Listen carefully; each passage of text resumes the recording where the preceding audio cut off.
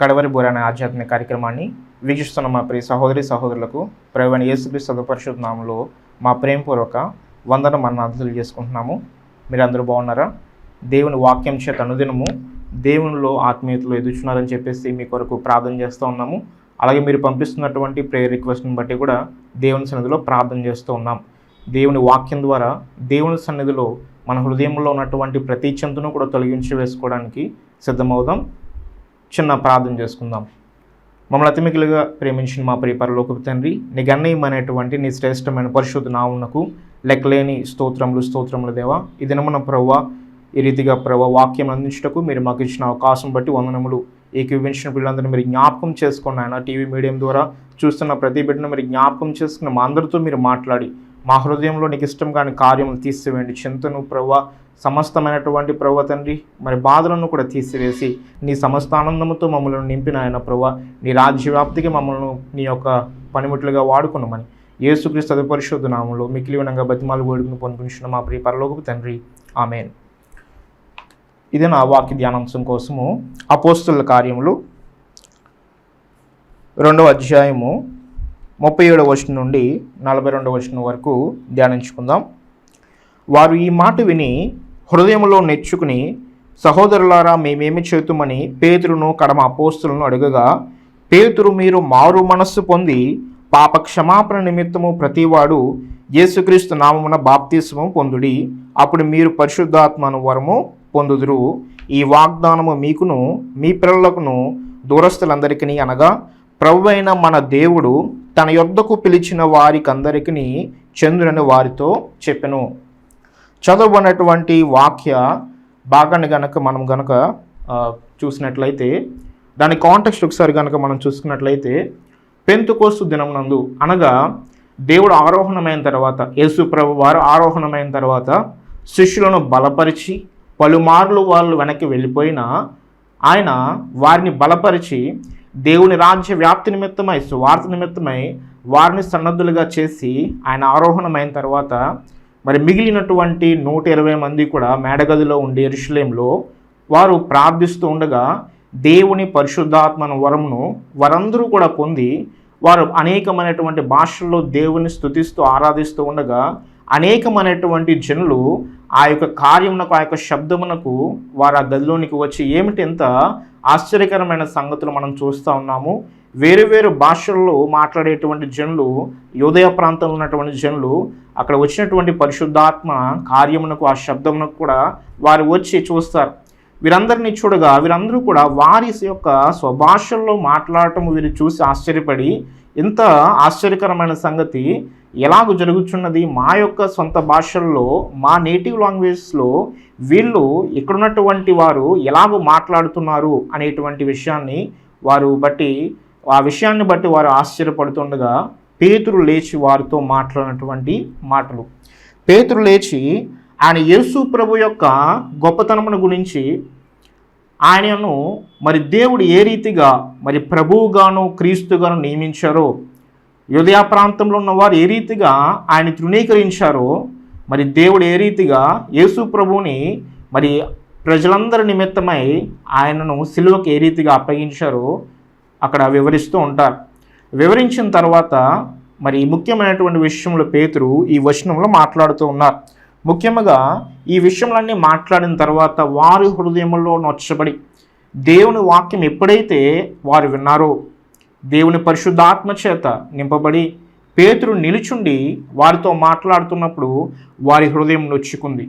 ఎందుకు నొచ్చుకుంది అంటే, దేవుని వాక్యము అక్కడ వారి జీవితంలో క్రియనటువంటి చేస్తూ ఉంది. వారు చెవులు తెరుచుకుని దేవుని వాక్యం విన్నప్పుడు, మేము ఎంత మంచి వ్యక్తిని మేము పోగొట్టుకున్నామేమో అనేటువంటి రీతిగా వారందరూ కూడా మేమేం చేయాలి, ఇప్పుడు ప్రభు చేసినటువంటి కార్యం బట్టి మేమేం చేయాలి అనేటువంటి రెస్పాన్స్ అనేటువంటిది వారు ఇచ్చారు. ఈ రోజున దీన్ని బట్టి ఒకసారి కనుక మన జీవితంలో కనుక చూసుకున్నట్లయితే, దేవుని వాక్యం మన దగ్గరికి వస్తున్నప్పుడు మనం స్పందిస్తూ ఉన్నామా, దేవుని యొక్క మాటకు మన ప్రతిస్పందన, రెస్పాన్స్ అనేటువంటిది ఉన్నదా లేదో ఒకసారి చూసుకోవాలి. ఎప్పుడైనా దేవుని వాక్యము వింటున్నప్పుడు, దేవుని యొక్క సన్నిధిలోనికి వచ్చి మరి ప్రార్థిస్తూ ఉన్నప్పుడు, దేవుని వాక్యం చదువుతున్నప్పుడు మన నుంచి ఏ రకమైనటువంటి రెస్పాన్స్ అనేటువంటిది వస్తుందా లేదా అనేటువంటి విషయాన్ని గమనించుకోవాలి. ఒకవేళ అనేక వాక్యములు మనం వింటూ ఉండొచ్చు, కానీ ఆ వాక్యం విన్న వాక్యం మన జీవితంలో క్రియ చేసే రీతిగా మనం దాన్ని గనక మరి కాచుకుని ఉండలేకపోయినట్లయితే, దేవుని వాక్యం పట్ల ఆ రకమైనటువంటి శ్రద్ధ మనకి లేనట్లయితే దానివల్ల మనకి ప్రయోజనం అనేటువంటిది ఏమాత్రం కూడా ఉండదు. కేవలం వింటూ అనేకమైన వాక్యములు మనం వింటున్నా దానివల్ల ఏ రకమైనటువంటి మార్పు మన జీవితంలో లేనట్లయితే, మనం ఎన్ని వాక్యములు విన్నా, ఎన్ని మీడియంస్ ద్వారా వాక్యములు విన్నా మన జీవితానికి ఆ యొక్క సమయం వల్ల ఏమాత్రం కూడా ఉపయోగం ఉండదు. మనం ఎప్పుడైతే దేవుని వాక్యం మనం విన్నప్పుడు అది మన జీవితంలో క్రియ చేసే విధముగా మనం సరిచేసుకుంటాము. మనలను మనము సరిచేసుకుంటూ మరి దేవుని వాక్యము చెప్పిన రీతిగా మనము సరిచేసుకోవడానికి దేవుని సన్నిధిలో ఒక తీర్మానంతో ముందుకు వెళ్తాము. అప్పుడే ఆ యొక్క వాక్యం మన జీవితంలో కార్యం చేయడం అనేటువంటి స్టార్ట్ అవుతూ ఉంటుంది. అక్కడ ఉన్నటువంటి జనులందరూ కూడా పేతురు చెప్పిన మాటకు గుచ్చబడి, వారి హృదయంలో గుచ్చబడి, యేసు ప్రభువుని ఈ రీతిగా యూదులు చేస్తారా అనేటువంటి దానికి వారందరూ కూడా నొచ్చుకుని మేమేమి చేయాలి అని అడుగుతూ ఉన్నారు. పేతురు తర్వాత చెప్తా ఉన్నారు, మీరు మారు మనస్సు పొంది పాప క్షమాపణ నిమిత్తము ప్రతివాడు యేసుక్రీస్తు నామున బాప్తిస్మము పొందుడి, అప్పుడు మీరు పరిశుద్ధాత్మన వరము పొందుదురు. ఈరోజు నా టాపిక్ ఏంటంటే రిపెంటెన్స్, మారు మనస్సు. పేతురు ఏం చెప్తా ఉన్నాడు? మీరు మారు మనస్సు పొంది పాప క్షమాపణ నిమిత్తం ప్రతివాడు యేసుక్రీస్తు నామమున బాప్తిస్మము పొందుడి. మారు మనస్సు అంటే ఏమిటి? మన జీవితంలో నిజమైనటువంటి మారు మనస్సు మనం పొంది ఉన్నామా? దేవుని యొక్క నామమును ఎరిగిన వారము అనేటువంటి నామం మనకు ఉండవచ్చు. క్రైస్తవులము, క్రీస్తుని ఎరిగిన వారము అనేటువంటి మాటలు మనకి ప్రతిపాదిస్తూ ఉండొచ్చు. మనల్ని క్రైస్తవులు అని చెప్పేసి అనేకులు అంటూ ఉండొచ్చు. కానీ మనలో నిజమైనటువంటి ట్రూ రిపెంటెన్స్ అనేటువంటిది మనలో లేనట్లయితే మనం నిజముగా క్రీస్తు వారం ఎప్పటికీ కూడా కాలేము. వాక్యంలో ఉంటుంది, అనేకులు మరి క్రీస్తు వారు అని పిలువబడుతున్నారు, కానీ క్రీస్తుని ఎరిగిన వారిగా క్రియలు వారిలో లేవు అనేటువంటి మాటను కూడా మరి యోహాను భక్తులు చెప్తూ ఉంటాడు తను రాసినటువంటి పత్రికల్లో. ఈ రోజున నిజమైనటువంటి మారు మనస్సు అంటే ఏమిటి, అది మనము ఎలాగ దాన్ని పొందుకోవాలి, ఎలాగ కొనసాగించుకోవాలనేటువంటి విషయాలు మనం క్లుప్తంగా సమయాన్ని బట్టి చూద్దాం. మారు మనస్సు అనగా మన జీవితంలో 180 degrees చేంజ్, పరిపూర్ణమైనటువంటి మార్పు. లోకమంతా కూడా ఒక డైరెక్షన్లో వెళ్తున్నప్పుడు మనము యేసు ప్రభు వారముగా దానికి ఆపోజిట్గా మనం వెళ్ళడమే. లోకమంతా కూడా పాపంలో మునిగి తేలుతూ, పాప విషయంలో సంతోషిస్తూ, మరి అవినీతి కార్యములు చేస్తూ కూడా మరి అనేకమైనటువంటి ధనార్జన చేస్తూ, అవినీతి విషయంలో తేలిపోతూ కూడా మరి ఉన్నటువంటి ప్రతి వ్యసనంని కూడా ఎంజాయ్ చేస్తూ ఉన్నటువంటి సమయం తక్కువ కనుక ఇప్పుడే ఈ సమయం నందే ఎంజాయ్ చేయలేనటువంటి లోకపు పోకడలకు, లోకపు కార్యములకు వ్యతిరేకముగా మనము దేవుని యొక్క మార్గంలో అనగా దేవుని మార్గంలో పయనిస్తూ ఉండడం, అనగా మన జీవితంలో మనం ఇప్పటి వరకు చేసినటువంటి ప్రతి పాపమును బట్టి, ప్రతి తప్పును బట్టి కూడా దేవుని దగ్గరికి వచ్చి పశ్చాత్తాపడదాం. మనం చేసినటువంటి ప్రతి పాప కార్యము ద్వారా మరి పరమ తండ్రి అయినటువంటి దేవుణ్ణి మనం ఎంతగా బాధించామో, ఎంతగా ఆయన నొచ్చుకుని ఉన్నారో, అటువంటి కార్యములను బట్టి దేవుడు ఎంతగా రోదన చెందారో, ఆ ప్రతి పాపమును బట్టి ఏ రీతిగా యేసు ప్రభువుని దేవుడు సిలువకు అప్పగించి అతి ఘోరాతి ఘోరమైనటువంటి మరణమును ఆయన పొందుకుని మన నిమిత్తము ఆయన సిలువ మీద కాచిన ప్రతి రక్తపు బట్టును బట్టి కూడా మనం దేవుని సన్నిధిలో పశ్చాత్తాపడి, ప్రభువా ఇక నుంచి ఈ పాప కార్యములను నేను చేయకుండా ఉండే కృప మీరు నాకు దయచేయండి అని ప్రతి పాపమును బట్టి పశ్చాత్తాపడినట్లయితే దేవుడు ఏం చేస్తారు అంటే మనకు మరి నూతనమైన మనసునిచ్చి ప్రతి పాపమును జయించే శక్తినిస్తారు. అప్పటి నుంచి మనకి పాపం మీద అసహ్యం వేస్తారు. ఇదివరకు అనేకమైన వ్యసనములు చేస్తూ ఉన్నప్పుడు దాన్ని ఎంజాయ్ చేస్తూ ఇష్టపడుతున్నటువంటి మనము ఇక దాన్ని చేయాలంటే అతి భయంకరమైనటువంటి అసహ్యమైనటువంటిది వేస్తూ ఉంటారు.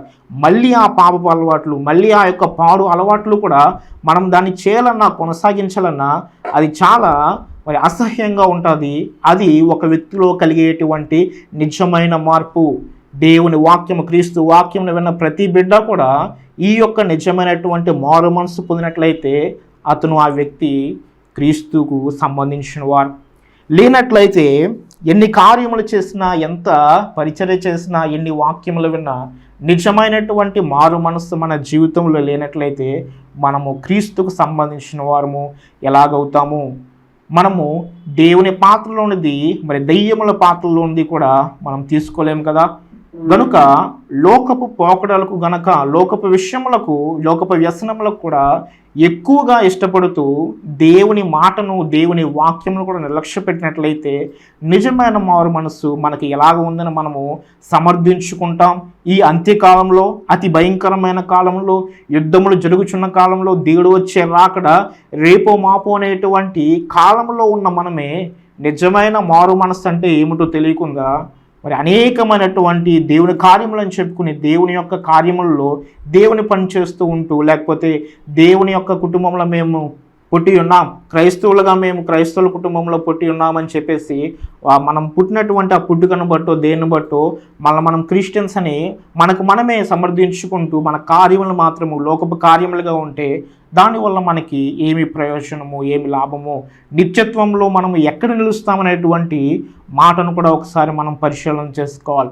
రోజున పేతురు చెప్తా ఉన్నారు, మీరు మారు మనస్సు పొంది పాప క్షమాపణ నిమిత్తము మీ పాపములన్నీ క్షమించబడాలి అంటే యేసుక్రీస్తునందు మీరు విశ్వాసం ఉంచాలనేటువంటి మాటను కూడా మరి రక్షణ నిమిత్తమైన వాక్యముల్లో, దేవుని వాక్యంలో ఉంటాయి.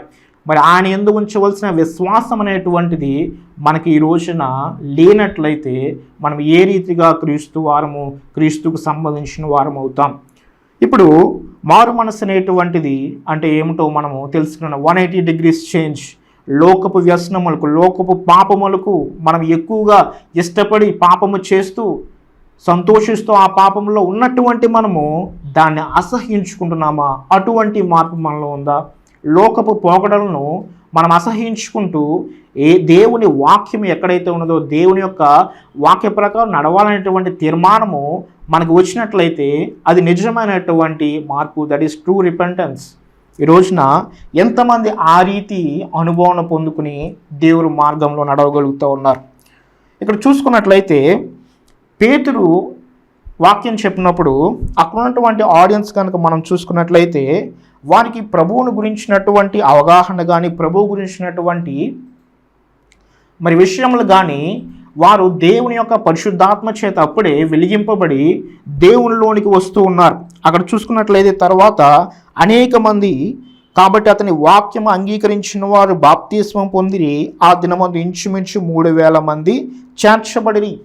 ఇక్కడ చూసుకున్నట్లయితే వారు అక్కడే మారు మనస్సు పొంది వారి హృదయములు గుచ్చుకుని పశ్చాత్తాపడి దేవుని సన్నిధిలో మొరపెట్టుకుంటూ వారి పాప క్షమాపణ నిమిత్తము అక్కడే వారు బాప్తిసం కూడా పొందడానికి ఇష్టపడ్డారు. వారు బాప్తిసం కూడా తీసుకున్నారు, రక్షణానుభవం కలిగి ఉన్నారు, మారు మనస్సు పొందుకుని ఉన్నారు. మరి లోకమునకు కూడా ఒక సాక్ష్యము వారు చెప్తూ కూడా ఇదిగో ఇక నుంచి కూడా నేను క్రీస్తుకు సంబంధించిన వారిని అని చెప్పేసి లోకములో కూడా బాహాటముగా వారు చెప్పడానికి వారికి అవకాశం ఉన్నది కనుక వారు బాప్తిస్మను కూడా ఆ యొక్క సమయంలోనే తీసుకున్నారు. ఇది దేవుని మహా అద్భుతమైన కార్యము. నిజముగా ఒక వ్యక్తి ఆ రీతిగా దేవుణ్ణి మహిమపరిచేటువంటి అవకాశం వచ్చినట్లయితే ఆ వ్యక్తి ఎంత ధన్యుడో కదా. మన కోసము, మన యొక్క రక్షణ నిమిత్తము దేవుడు పరలోకమును విడిచిపెట్టి లోకములోనికి వచ్చి నరునిగా నివసించి మరి తుచ్చమైన పాపకార్యములు చేసే నరులతో సహవాసం చేయడానికి తన్ను తాను రిక్తునిగా చేసుకున్నాడు, నలగొట్టబడి ఉన్నాడు. మనుషుల చేత ఆ యొక్క న్యాయ వ్యవస్థలోనికి వెళ్ళి న్యాయాధిపతి అయిన దేవుడు మానవుల తీర్పు అనేటువంటిది మరి వినటానికి అక్కడ మరి అలాగ చేతులు ముడుచుకుని నుంచున్నారు. ఇది ఎంత గొప్ప తగ్గింపు! మన నిమిత్తమైన ప్రేమ కదా, మన నిమిత్తమైనటువంటి జాలి, కరుణ, కృప దేవునికి ఎంత లేకపోతే మన నిమిత్తము, మనలాంటి మానవుల నిమిత్తము ఆయన తను తాను తగ్గించుకుంటారు. ఇది చాలా గొప్ప విషయము. కనుక మారు మనస్సు అనేటువంటిది ఏమిటో మనం ఒకసారి పరిశీలనగా చూసుకుని ఉన్నాం. కొన్ని వాక్యములు చదువుకుని ఉందాం. ప్రకటన గ్రంథము 2వ అధ్యాయము 5వ వచనం కనుక మనం చదువుకున్నట్లయితే, నీవు ఏ స్థితిలో నుండి పడితువో అది జ్ఞాపకం చేసుకుని మారు మనస్సు పొంది ఆ మొదటి క్రియలను చేయము. అట్లు చేసి నీవు మారు మనస్సు పొందితేనే సరి, లేని ఎడల నేను నీ యొద్దకు వచ్చి నీ దీపస్తంభమును దాని చోటు నుండి తీసివేతును. ఈ చదవబడినటువంటి వాక్యంలో కూడా మనకు ఒక పదం కనబడుతూ ఉంటుంది, మారు మనస్సు, రిపెంటెన్స్. ఇది దేవుడు చెప్తూ ఉన్నారు. ఎవరికి చెప్తూ ఉన్నారు అంటే, ఎవరైతే మారు మనస్సు పొంది దేవుని యొక్క మార్గంలో నడవడానికి ఇష్టపడి ఉన్నారో, సంఘములో చేర్చబడి సంఘ క్రమంలో ఉంటూ కూడా మరి సంఘంలో దేవుని వాక్యం పట్ల శ్రద్ధ కలిగి దేవుని యొక్క మార్గంలో నడుస్తూ ఉన్నారో, దేవుని యొక్క మార్గంలో నడుస్తూ అనేకమైనటువంటి మరి ఓర్పులను కూడా చూపించినటువంటి ఎఫెసు సంఘమునకు దేవుడు చెప్తున్నటువంటి మాట. ఇక్కడ చూసుకున్నట్లయితే, అయినను మొదట నీకుండిన ప్రేమను నీవు వదిలితివని నేను నీ మీద తప్పు ఒకటి మోపవలసి ఉన్నది. అంత్యకాలంలో ఉన్నటువంటి సంఘములకు దేవుడు మరి యోహాను గారి ద్వారా పత్రికలు రాయిస్తూ కూడా దేవుడు చెప్తున్న మాట. 7 సంఘములలో కొన్ని సంఘములకు దేవుడు వారి వారి బలహీనతను బట్టి, వారి వారి పాపములను బట్టి కూడా దేవుడు ఏం చూపిస్తున్నారంటే, నీవు మారు మనస్సు కలిగి ఉండమని కూడా చెప్తూ ఉన్నారు. అంటే మారు మనస్సు అనేటువంటిది మరి దేవుళ్ళలోనికి వచ్చేటప్పుడు మాత్రమే ఆవశ్యకత కాదు, కానీ దాని తర్వాత కూడా మనం కొనసాగించవలసినటువంటి స్థితి. అనగా పాపములో పడినప్పుడు మనకు రావాల్సినటువంటి పశ్చాత్తాపము, పాపంలో పడినప్పుడు దాన్ని మనం కడుక్కోవలసినటువంటి జాగ్రత్త అనేటువంటిది మనలో ఉండాలి. ఒకసారి కడగబడిన మనము మళ్ళీ వెనక్కి వెళ్ళిపోతే తిరిగి రావడానికి మనం ఇష్టపడాలి. ఒకవేళ ప్రతి బలహీనతల్లో పట్టబడి, పాపంలో పట్టబడి దేవునికి విరోధంగా ఉన్నట్లయితే మనం దేవుని సన్నిధిలో గోజాడాలి. ప్రభువా, ఈ పలానా పాపం నన్ను హరించి వేస్తూ ఉంది, ఆత్మీయతలు ఎదగడానికి అడ్డుగా ఉన్నదని చెప్పేసి మనం దేవుని సన్నిధిలో మొరపెట్టాలి. మరి మనలో పాపం లేనటువంటి వారు ఎవరు లేరు గనక ప్రతి దినము కూడా ఒకవేళ పాపం చేస్తున్నామనేటువంటి ఆ మనస్సాక్షి గద్దింపు మనకు వచ్చినప్పుడే మరి అనేకమైన భక్తులు కూడా చెప్తూ ఉంటారు, అప్పుడే మనం దేవుని దగ్గరికి రావాలి, అప్పుడే మనం దేవుని అడగాలి. ప్రభువా, నీవు నాకు సహాయం చేయమని దేవుని గోజాడుతా ప్రతి పాపమును జయించడానికి మనం దేవుని వాక్యం ద్వారా, సహవాసం ద్వారా, ఉపవాస ప్రార్థన ద్వారా మనల్ని మనం సిద్ధపరచుకోవాలి. సంఘమునకు కూడా మారు మనసు అవసరము. ఎక్కడ సంఘము తప్పిపోతుందో అక్కడ సంఘమును సరిచేయుటకు దేవుడు చెప్తున్న మాట. ఒక సంఘమునకైతే దేవుడు, నీవు మొదటి ప్రేమను విడిచిపెట్టావు గనుక నీవు సరిగా నీ క్రియలు సరిచేసుకుని మారు మనసు పొంది అటువంటి ప్రేమను నువ్వు పొందుకొని దేవుడు హెచ్చరిస్తూ ఉన్నాడు. ఎందుకంటే కాలము చాలా సంకుచితంగా ఉన్నది, కాలము చాలా అయిపోతూ ఉన్నది. ఒక నిమిషమును కానీ, ఒక సెకండ్ కానీ ఏ మానవుడు కూడా మళ్ళీ గతించిన కాలమును తీసుకురాలేడు. ఎంత విలువైనటువంటిదో కాలము. దేవుడు మనిషికి ఇచ్చినటువంటి అతి మిక్కిలి విలువైనటువంటి బహుమతుల్లో ఒక బహుమతి కాలం. ఆ కాలమును, ఆ సమయమును మనం ఏ రీతిగా ఉపయోగించుకుంటూ ఉన్నాం. యవన కాలంలో ఉన్నామేమో, దేవుడు మనకి ఇచ్చిన శక్తిని, దేవుడు మనకి ఇచ్చినటువంటి ఆ బలమును కూడా, మరి ఇచ్చినటువంటి సమస్త ఆధిక్యతలను, తలాంతులను దేవుని కొరకు ఉపయోగిస్తూ ఉన్నామా? లేకపోతే దేవుడు అనేకమైనటువంటి మరి రెస్పాన్సిబిలిటీస్, బాధ్యతలు మనకి ఇచ్చినప్పుడు వాటిని సరిగా నిర్వర్తిస్తున్నామా? కుటుంబంలో ఒక యజమానురాలుగా దేవుడు పెట్టినప్పుడు, తల్లిదండ్రులుగా పెట్టినప్పుడు మనము చేయవలసినటువంటి బాధ్యత కుటుంబంను దేవునిలో పెంచడము అనేటువంటి కార్యములు చేస్తూ దేవునిలోనికి కొంతమందినైనా మనం తీసుకురాగలుగుతా ఉన్నామా అనేటువంటి విషయాలు కూడా మనకి వర్తిస్తాయి. ఈ రోజున దేవుని యొక్క మారు మనసు, దేవునిలో ఉండి మనము మారు మనసు నిర్లక్ష్యం చేస్తూ ఉన్నామేమో. ఒకసారి నేను మారు మనసు పొందాను, ఒకసారి పశ్చాత్తాపడ్డానని చెప్పేసి దేవునిలోనికి వచ్చిన తర్వాత మళ్ళీ అదే పాపములు చేస్తూ పశ్చాత్తాపం లేకుండా, మారు మనసు లేకుండా ఉన్నట్లయితే జాగ్రత్త. దేవుడు సంఘములతో హెచ్చరించి మాట్లాడినట్టు దేవుడి రోజున మనతో కూడా మాట్లాడుతూ ఉంటారు. ఖచ్చితంగా గద్దింపు వాక్యం అనేటువంటి వంటిది మనకు కూడా వస్తూ ఉంటుంది. నీవు మారు మనసు పొందమని చెప్పేసి దేవుడు మన హృదయంలో అనేకమైన మారులు మన యొక్క చెవుల్లో కూడా దేవుడు మాట్లాడుతూ ఉంటారు. కనుక మారు మనసు అనేటువంటిది కొనసాగించాలి. మనం ప్రతిదినము కూడా ఏదో ఒక పాపంలో పడిపోతూ ఉన్నప్పుడు మనం దేవుని సన్నిధిలోనికి వచ్చి ప్రార్థించాలి. మన అనుదిన ప్రార్థనలో ప్రార్థించాలి. అటువంటి అలవాటును మనము కలిగి ఉండాలి. అటువంటి వారు దేవుని యొక్క మార్గమును మరి అనుభవపూర్వకంగా ఎరగకుండా ఉన్నట్లయితే అది మేలు వారికి అని చెప్పేసి చెప్తా ఉన్నారు. తీర్పు దేవుని ఇంటి వద్ద నుండే మరి స్టార్ట్ అయ్యేటువంటి కాలము వచ్చుచున్నది అని కూడా హెచ్చరిక మనకి చెప్తా ఉన్నారు. కనుక ఈ రోజున మన స్థితి ఏమిటో, ప్రభు మనల్ని ఎలాగూ రక్షించుకున్నారు, ప్రభు మనల్ని ఎలాగూ ఒక పని కోసం సిద్ధపరుస్తున్నారు, ఆ క్రమంలో కనుక మనము మారు మనస్సును గనక విడిచిపెట్టినట్లయితే ఒకసారి మళ్ళీ దేవుని యొద్దకు వద్దాం. దేవుడు ఇప్పుడు కూడా తన చాచిన చేతులను మనందరినీ పిలుస్తూ ఉన్నారు.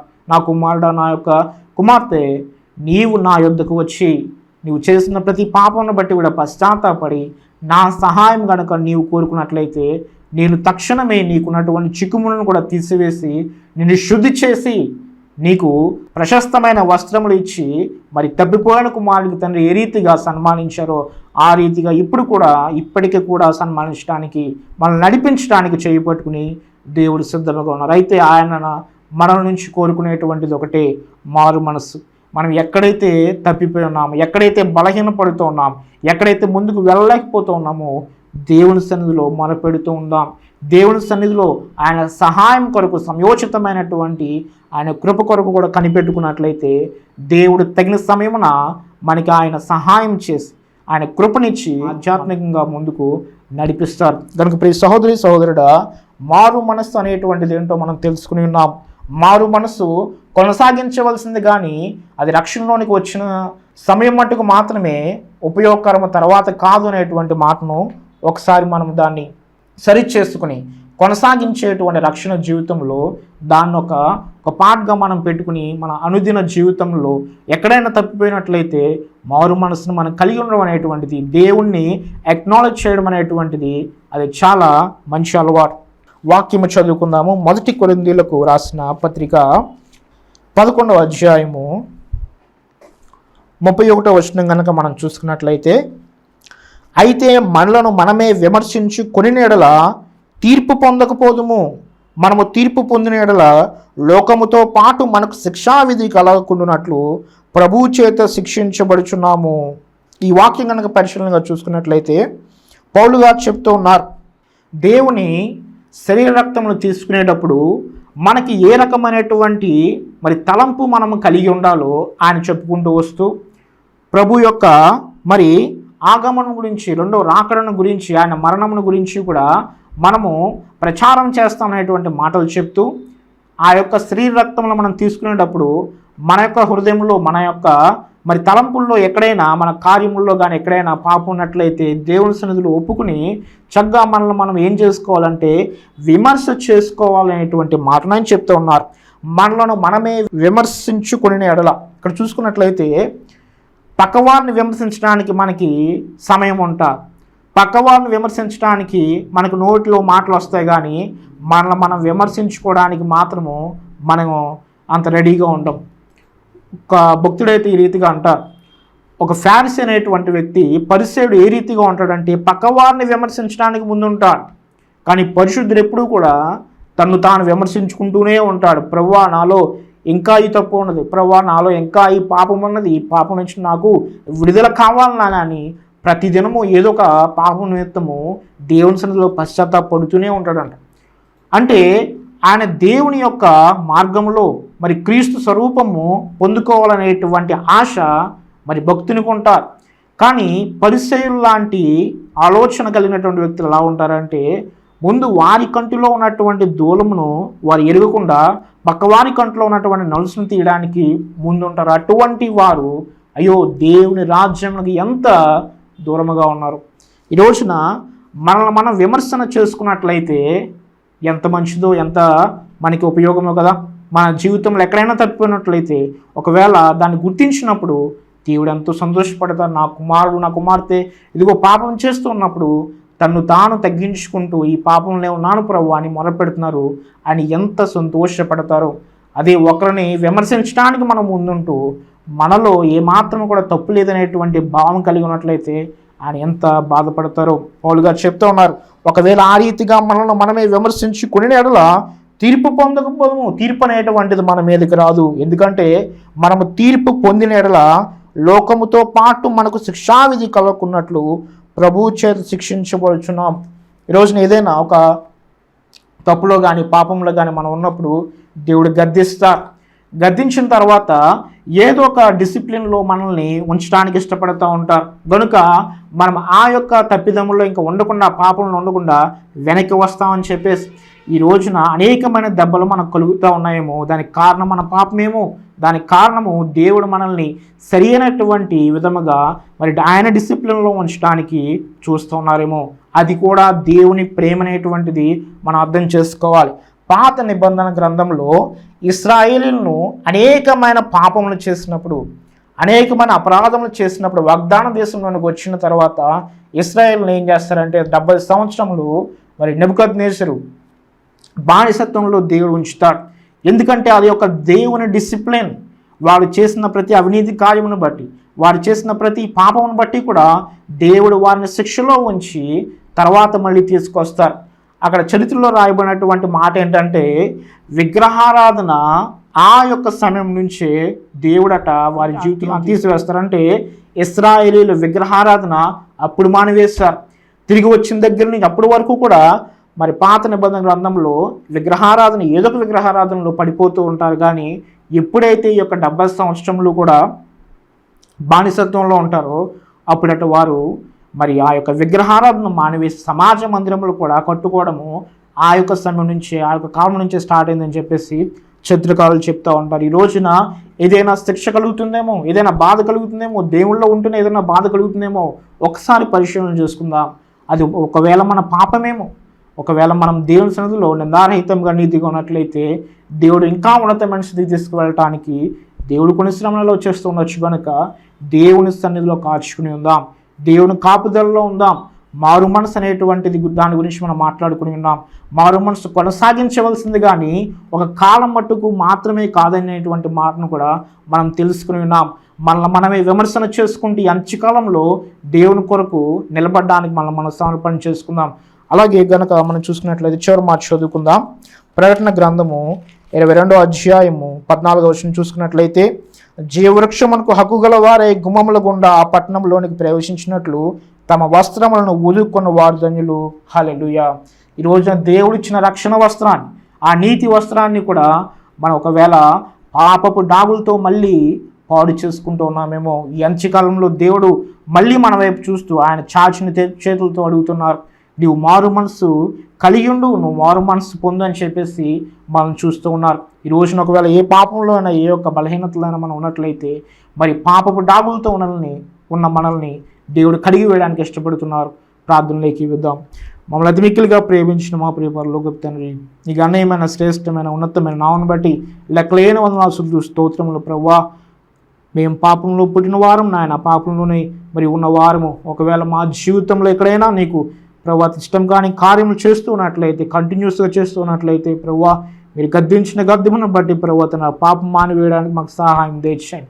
ఏ పాపంలో మేము ఉన్నాం ప్రభువా, ఆ ప్రతి పాపం నుండి కూడా ప్రభు మాకు విడుదల కలగజేసి జయ జీవితం ఇచ్చిన ఆయన ప్రభువా, ప్రతిదినము నీలో మారుమనసు కలిగి ఉండటానికి, నీలో కొనసాగింపబడటానికి సహాయం దయచేయమని, చైతన్య వారి సర్వ కార్యం నుండి కూడా మనం విడిపించమని. మరి ఎంతమంది అయితే ఏకీవిస్తూ ఉన్నారు ఈ ప్రార్థనలో, వారి కుటుంబంలో ఉన్నటువంటి ప్రతి ఒక్క అసమాధానం తీసి, ప్రతి ఒక్క అశాంతిని తీసివేయండి, ప్రతి శ్రమను తీసివేసిన ఆయన ప్రభువా మేలును కలగజేయమని, ఆశీర్వాదం కలగజేయమని యేసు నామములో ఈ వేడుకను పొందుకున్న మా ప్రియ పరలోకపు తండ్రి, ఆమేన్.